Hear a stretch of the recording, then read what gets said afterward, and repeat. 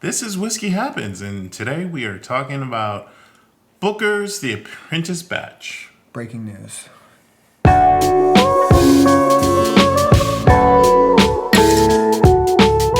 I just was able to grab this. So Apprentice batch, 7 years, 1 month, 2 days. I love the fact they break it all the way down like that. I think that's so funny. Yeah, I think the better part of the Booker's experience is not just the coffin, it's the details. Like in the bourbon world, game, whatever you want to call it, you don't really get a lot of clarity as to what, right? It's shrouded in secrecy and sometimes make-believe. Yep. But one thing it proves true is that we all love a story, whether it's true or false. Well, this one's on the true side. Well, this one also has a story to it. Outside of this is a story of... This one has caught a lot of people's attention because there's been a lot of social media influencers that have reviewed this, and everyone says it's the worst one they've ever tasted. It's horrible. It's gross. And I'm like, okay, now, like I try to get every time a new one comes out, I try to get it anyway.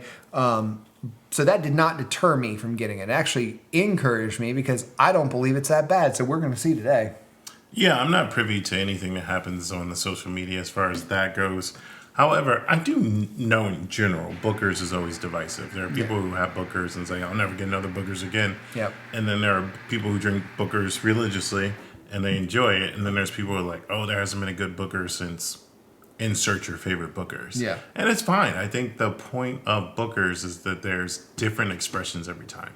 Yep. And Fred No is capturing that and encompassing it in a new story 4 times a year. I love it. I love it. And this one's coming in 125.5 proof. You didn't read for us. I'm not going to. It's too much. We have not had a good pop In a while. It's while. been a minute. It has.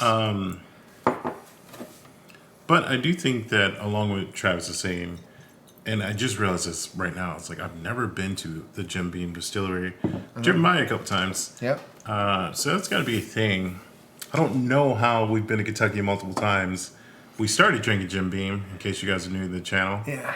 And somehow we have never gone there. I think it's because it's so far out. Like, it's just in a different direction. Been to Maker's Mark. Yes. Twice. Or maybe you haven't. I have not twice, just once. But still, it's out that way, and there's not a whole lot around it outside of that. And so I think you got to have to make, as people say, the pilgrimage out there. But we will. Our next trip, a priority for sure, will be priority 1. All right. Huge ethanol bomb for me right now. Yeah. Trying to hyper decanter this as much as I can in my hands. Oh, don't make me go get that thing. I can't get past the ethanol. Rich stone fruit.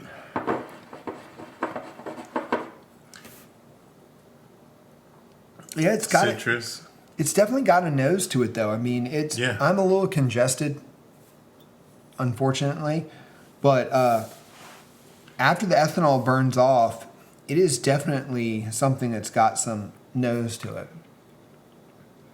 That is a spicy pepperoni, folks. Whoa.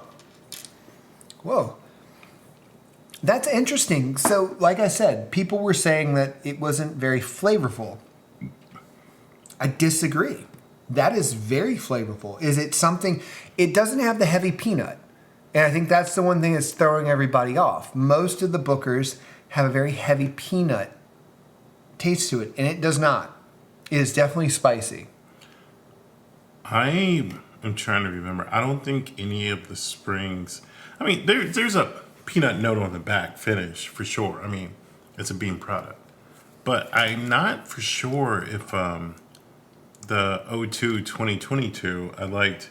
Like, for sure, I seem to have a theme that's just personal for me. The 03 of every year seems to work best for me. I know the 03 of last year was on Fred's list, but it would have been on my list either way. It's been that way for 3 years now.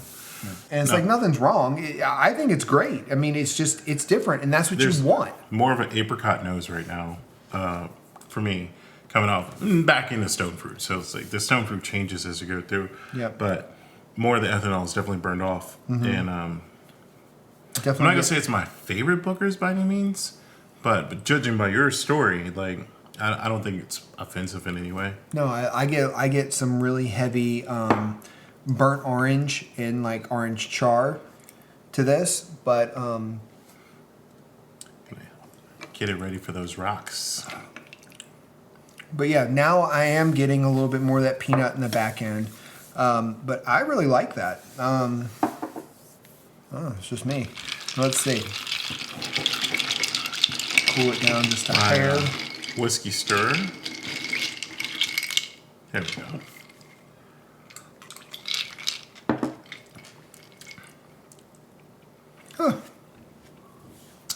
Huh. Be honest with you, it just tastes like straight caramel. I get caramel and I get heavy vanilla. Like that mellowed out tremendously. Like that's dangerous though. See, to me, Buttered corn. Oh no, candy corn. Caramel candy corn is what this is screaming right now. but see, this is dangerous to me. Like the alcohol content for me dropped tremendously. Like it does not taste like 125. 125. And so that's dangerous. Like this could be something that you're sitting outside, especially when it gets cooler outside and you're drinking this on some cubes, you might end up naked in a pool. Just saying. Yeah, I think if nothing else, I don't care for the finish on this. Only because it's so rich, so buttery, so corn forward, and then there's like a strong baking spice finish now that wasn't there before, which is interesting. That's my jam. though. That's my jam. I love that.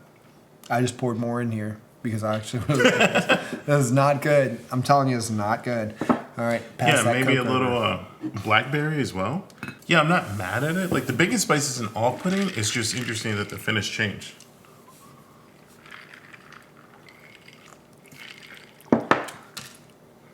Okay.